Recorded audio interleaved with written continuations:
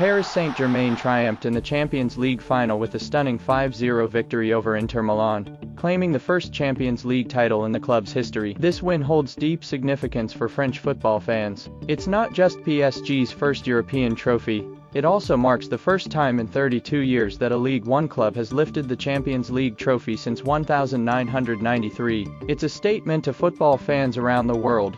The French Football League can indeed stand alongside the likes of the Premier League, Bundesliga, La Liga, and Serie A. It has what it takes to compete. Such a monumental championship is enough to send an entire city into celebration, but when passion spins out of control, it often ends in tragedy. Fireworks turn into tear gas, cheers turn into screams, fans clashed with police, vandalized property, and set fires. The chaos left 2 dead, 192 injured, and over 500 people arrested. Countless public properties were damaged. Who started the riot? And why does football have this uncanny power to push people over the edge? Today, we're telling a story that's not just about football. It's about anger, about identity, and about a group of people who feel ignored. This is the world of football hooliganism. The term football hooligan first emerged in the United Kingdom in the last century. Back then, matches weren't just battles between players on the pitch. Fans fought their own battles in the stands and on the streets. Groups like the Red Army, Headhunters, and ICF didn't sound like football fans, they sounded like street gangs.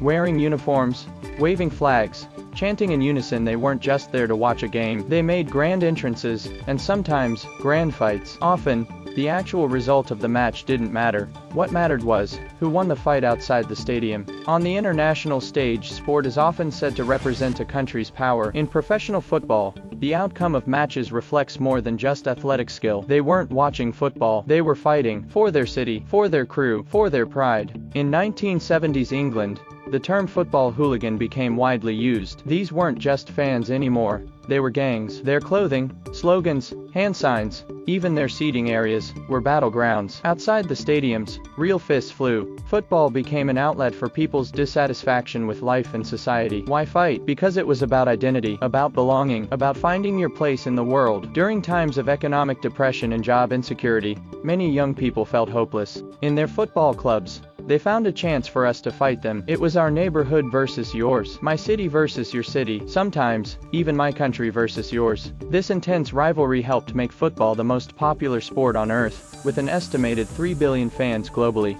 From Europe's Big Five leagues to professional leagues in North and South America, and across Asia, football thrives. It's simple and pure, just a ball and a patch of ground is all you need to play. It's the world's most watched sport, and the one that most powerfully reflects class, ethnicity, politics, and geography. Football hooliganism isn't just a British phenomenon. It has spread to Eastern Europe, South America, the Middle East, even Asia. From London to Buenos Aires, Rome to Jakarta, the glow of riots has lit up the night sky again and again, from inside stadiums to the streets outside. In 1989, the Hillsborough disaster in Sheffield, England, left 97 dead and 766 injured. In 2001, a riot in Accra, Ghana, resulted in 126 deaths. In 2022, the tragedy at Kanjuruhan Stadium in East Java, Indonesia, left 135 dead and 500 injured. Different countries, different cultures, but the same patterns: violence, money,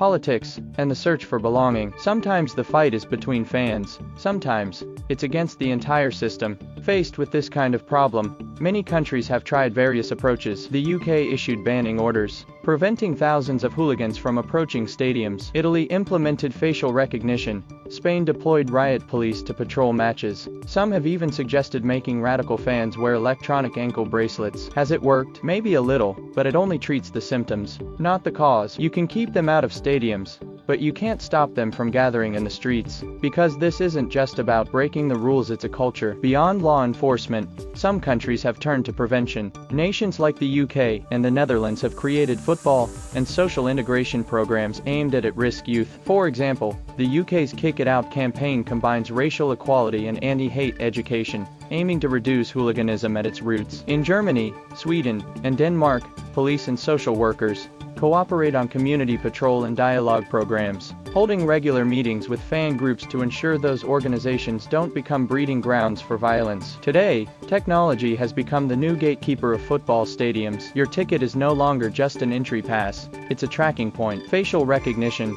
e-tickets, and real name registration mean that in some matches, every fan's movement is recorded. No one can disappear into the crowd, and that's the government's answer. There is no other sport that inspires such love and fear as football. The same group of people who cry with joy after a goal can turn violent after a loss. Why? Because football isn't just a sport, it's faith, it's tribal identity, it's the battlefield of modern life. In this space, fans are not just individuals, they are part of a collective belief. Football can be a dream, or chaos. It shows us our passion, and also reflects the fractures in our society. Next time you witness a clash between fans, ask yourself, are we really just watching a game, or are we witnessing the hidden wounds of our world?